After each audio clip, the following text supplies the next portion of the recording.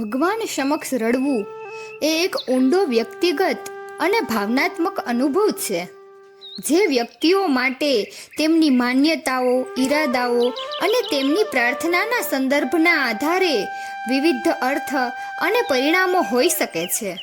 અહીં ભગવાન સમક્ષ રડવાના કેટલાક સંભવિત અર્થઘટન અને પરિણામો છે. લાગણીની અભિવ્યક્તિ.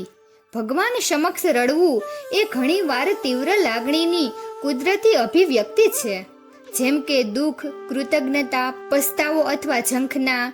તે વ્યક્તિઓને અસ્વચ્છ લાગણીઓને મુક્ત કરવા અને તેમના આંતરિક વિચારો અને ઈચ્છાઓ સાથે જોડાવા દે છે. દિલાસો અને આશ્વાસન મેળવવું. ભગવાન સમક્ષ રડવું એ વ્યક્તિઓ માટે તકલીફ, મુશ્કેલી અથવા દુઃખના સમયે દિલાસો, આશ્વાસન મેળવવાનો એક માર્ગ હોઈ શકે છે. તે પ્રાર્થનાપૂર્ણ શરણાગતિનું એક સ્વરૂપ છે, જ્યાં વ્યક્તિઓ તેમનો બોજો અને ચિંતાઓને ઉચ્ચ શક્તિના હાથમાં મૂકે છે. આધ્યાત્મિક જોડાણને ગાઢ બનાવવું. ભગવાન સમક્ષ રડવું વ્યક્તિનું આધ્યાત્મિક જોડાણ અને પરમાત્મા સાથેની આત્મીયતાની ભાવનાને વધુ ઊંડું કરી શકે છે. તે વિશ્વાસ અને ભક્તિની સંવેદનશીલ અને અધિકૃત અભિવ્યક્તિ છે, જે ભાવનાત્મક સ્તરે ભગવાન સાથે જોડાવા માટેની ઊંડી ઝંખના દર્શાવે છે.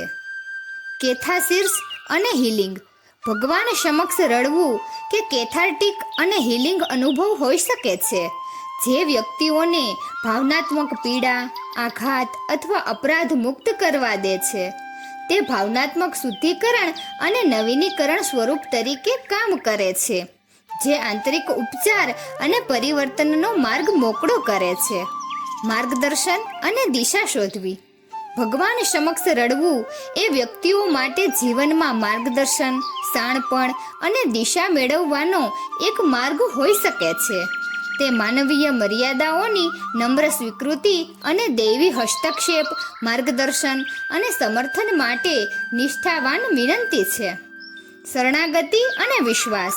ભગવાન સમક્ષ રડવું એ શરણાગતિ અને વિશ્વાસનું કાર્ય છે, જ્યાં વ્યક્તિઓ ઉચ્ચ શક્તિ પર તેમની અવલંબનને સ્વીકારે છે અને તેમની ઈચ્છાને દૈવી પ્રોવિડન્સને સમર્પિત કરે છે.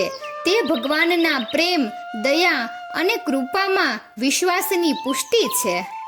નવી આશા અને વિશ્વાસ. ભગવાન સમક્ષ રડવું વ્યક્તિઓમાં આશા અને વિશ્વાસને નવીકરણ કરી શકે છે. તેમને ભગવાનની હાજરી, કરુણા અને વફાદારીની યાદ અપાવે છે. તે એવી માન્યતાઓનો પુરાવો છે કે ભગવાન વિશ્વાસુઓની પ્રાર્થના સાંભળે છે અને તેનો પ્રતિસાદ આપે છે. તેમની ઊંડી નિરાશાની ક્ષણોમાં પણ આખરે જેઓ ભગવાન સમક્ષ રડે છે, તેમનું શું થાય છે તે તેમની વ્યક્તિગત શ્રદ્ધા, પ્રામાણિકતા અને દૈવી યોજના પર આધારિત છે. કેટલાક માટે તે આંતરિક શાંતિ, સ્પષ્ટતા અને આધ્યાત્મિક નવીકરણની ભાવના તરફ દોરી શકે છે.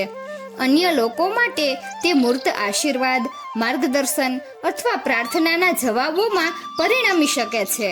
પરિણામને ધ્યાનમાં લીધા વિના ભગવાન સમક્ષ રડવું એ એક ઊંડો વ્યક્તિગત અને પવિત્ર અનુભવ છે, જે પરમાત્મા સાથે ઊંડો સંબંધ સ્થાપિત કરી શકે છે અને માનવ હૃદય અને આત્મામાં આશ્વાસન, ઉપચાર અને પરિવર્તન લાવી શકે છે.